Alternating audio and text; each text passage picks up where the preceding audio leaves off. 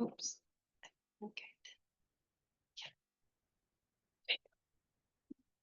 Hello, everyone. Thank you so much for being here today. I'm really excited to talk to you about my thesis, which was a spatial analysis and comparison of communities with concentrated animal feeding operations here in Washington State through an environmental justice lens. All right, so we're going to talk about a pretty contentious topic today, and that is CAFOs. You're either pro-CAFO, anti-CAFO, you tolerate CAFOs, or you have no idea what a CAFO is. And so a CAFO is a concentrated animal feeding operation, and we're going to go a little bit more into that. But first, I want to talk to you about what they look like. So on the picture on the left, you can see on your right, left. Well, on my left, you can see that there's chickens that are not confined and they have access to pasture and vegetation.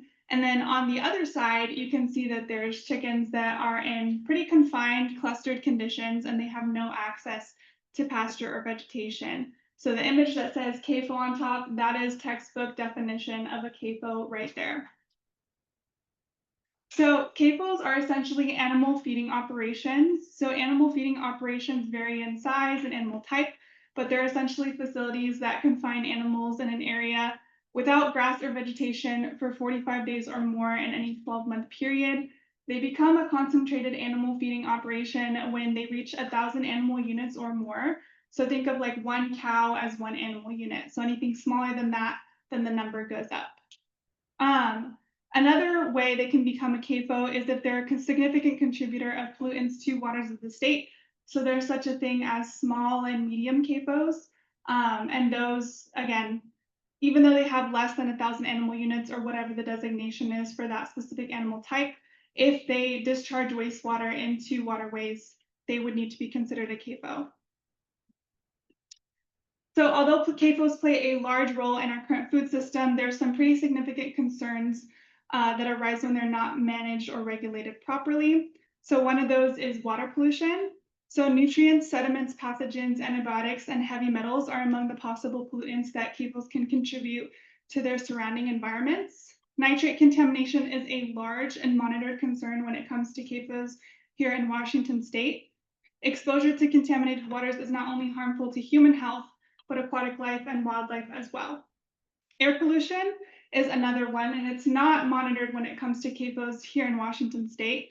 So CAFOs primarily contribute to air pollution through the emission of odorous gases, greenhouse gases, and particulate matter, which can create minor to adverse impacts to your health and negatively impact the environment and decrease quality of life for the local community. Although these operations are not equivalent to factories, or they are equivalent to factories, they're not required to report their emissions. Zoonotic diseases and animal welfare are pretty much tied hand in hand here. The unsanitary and clustered conditions of CAFOs have contributed to the frustration, distress, and suffering of factory farm animals while simultaneously creating unsafe and mentally taxing working conditions for the farm workers. This intensive confinement prohibits the animal's demonstration of natural behaviors and exercise, which violates animal welfare requirements. Additionally, animals in close confinement significantly increase the risk of creation and spread of diseases. So zoonotic diseases are especially a large concern, right, because they can impact humans. So think of bird flu and swine flu. Additionally, the administration of antibiotics to mitigate for diseases creates the potential for antibiotic resistance. Finally, in terms of negative economic impacts, CAFOs have been previously linked to shellfish bed closures that greatly impact the shellfish industry and the tribes. Also, the footprint of large farms can erode the share of production for local family farms and decrease local property values. CAFOs have been proven to create environmental injustice in communities in the Midwest and on the East Coast, but CAFO impacts to Washington communities have not been formally assessed through an EJ lens. So my research question, therefore, is, does the spatial distribution of CAFOs create patterns of environmental injustice here in Washington State? And based off of my observations, I've hypothesized that Washington minority, low-income, and limited English-speaking communities are disproportionately exposed to CAFO clustering and its associated environmental justice concerns. So my approach to this research question was to use a mixed methods approach similar to other CAFO studies that involved using ArcGIS Pro to create a CAFO map and perform a hotspot analysis, which is a spatial analysis. And then I also decided to do a 2-sample t-test for the statistical analysis. Lastly, I interviewed 5 people who were involved with CAFOs to add more context and clarity to anything that was unclear. So the very first step for me was to make a CAFO map using permit data from the Department of Ecology and licensed dairy data from the WSDA. Any CAFOs that are dairies in the state and not permitted were likely to be on the licensed dairy data, which is why it was used to add more CAFOs to this map. I ended up mapping 116 facilities, and this includes facilities that have inactive permits, active permits, and dairies that don't have permits. Note that there's at least 116 facilities. So CAFOs that are not dairies and don't apply for a permit are really hard to track in the state and therefore oftentimes fall under the radar. And if you want to learn more about how I made this map, I attached a QR code with a story map that goes through this. Okay, so the distribution of CAFOs in Washington state had prompted me to create my own unit of analysis because the impacts of CAFOs extend beyond our designated borders, right?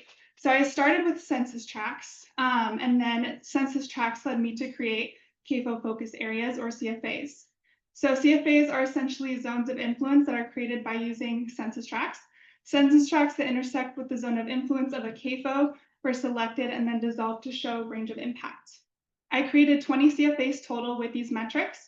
So the CFAs vary from singular, which means they have one CAFO inside them, to clustered, which means they have 2 or more CAFOs. It was decided to compare singular versus clustered CFAs to determine if the selected variables had any relationship to CAFO clustering. This is because CAFOs that are clustered in an area have the potential to increase their impact per unit land area when compared to an individual CAFO, which raises the concern for environmental injustice. So the EJ variables that I chose for this analysis were percent of low-income households, percent people of color, percent of limited English-speaking households, new cancer incidence rate, rate of cardiovascular disease-related deaths, nitrate priority area, which is a Washington-specific designation, and green space.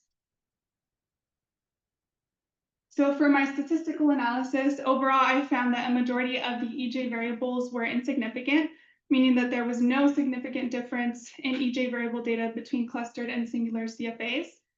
Green space and nitrate priority area were not assessed using a t-test. Instead, the area for each was calculated an average for each CFA type.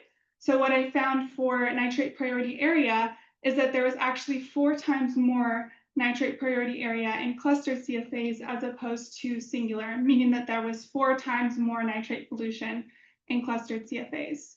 For green space, I found that there was more total green space area on average in singular versus clustered CFAs, meaning there was less available green space in clustered CFAs. So for my hotspot analysis, first I want to go into what a hotspot analysis is.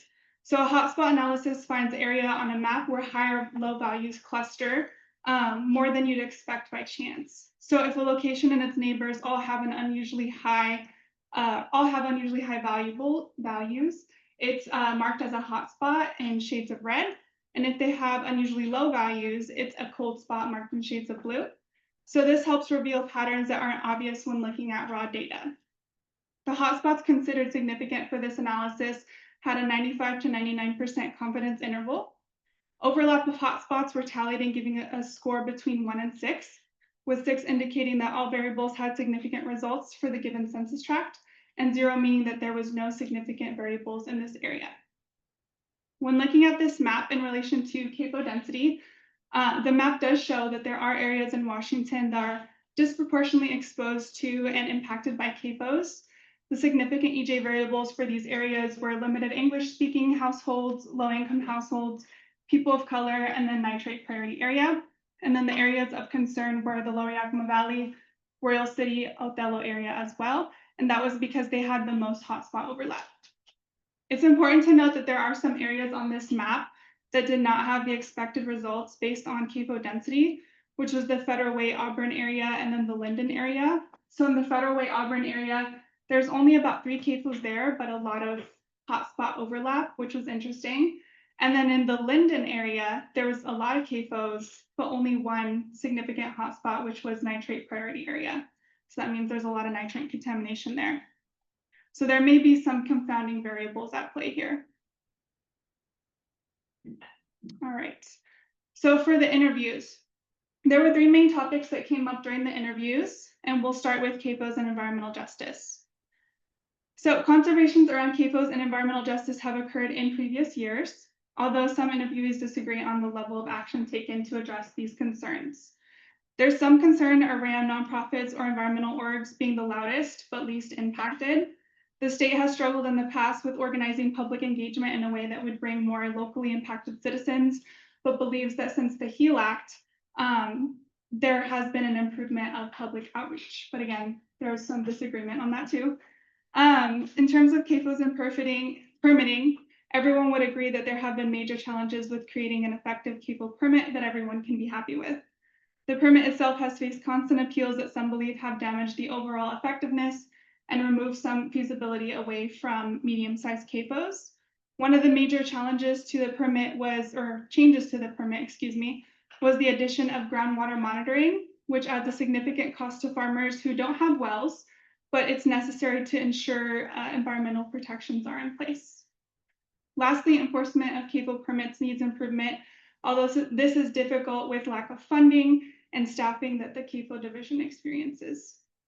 In terms of CAFOs and politics, changes and improvement towards CAFO regulation have faced years of local political resistance, and it still is happening to this day. The large support for agriculture in the state can create hesitancy or discomfort in further regulations, and often those who are most impacted have to work really hard to get their voices heard, because again, these are often in disadvantaged communities where you have a lot of the concentrations of CAFOs. So in terms of my discussion, you may all want to know why the tests contradict each other, and that's a great question. A reason for this may be that the 2-sample t-test does not incorporate any spatial components, so the data itself is missing spatial context. Another reason could be that the small number of CFA groups that were analyzed in the t-test, which was 20, overall decreased the power of the test and potentially overgeneralized the data. So to go further into this, for the t-test, I used the CFA groups, which is like a sample unit of 20 CFA groups. And then for the hotspot analysis, you needed a minimum of 30 samples to do the hotspot analysis. So I had to use census tracts instead. And there was 100+ census tracts. So a lot more samples for the hotspot analysis. Typically, the smaller scale of data, the more accurate the results. So the logic supports that the spatial analysis results were more accurate since it was a finer scale of data. Also, some studies that I came across in my literature review had opposing results that were often dependent on the methodology used. Considering the overlap of significant environmental justice variables in this study were significant in other studies as well, it's likely that CAFO's occurrence in communities with high populations of people of color and in low-income communities is a common trend across the country, and that spatial tests may be necessary in revealing these patterns. While this may not be the case in every state, there's certainly reason to believe that this trend exists here in Washington. To conclude, I reiterate here that the evidence presented in this thesis suggests that the clustering of CAFOs does create patterns of environmental injustice in some communities of Washington state. So my hypothesis was correct, aside from the fact that the health disparity variables that I chose were not significantly associated with CAFOs. For future research, I would recommend more research on CAFOs and their EJ impacts here in Washington. This research can incorporate different environmental or EJ variables. Additionally, it would be most valuable if future research could attempt to isolate the impact of CAFOs as opposed to other forms of agriculture.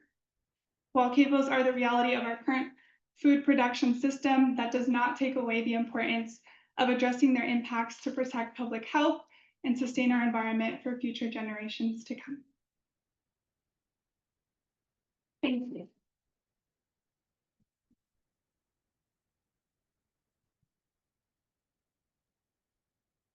Also, shout out to my thesis reader, Dr. Joshi. She has been a saint in correcting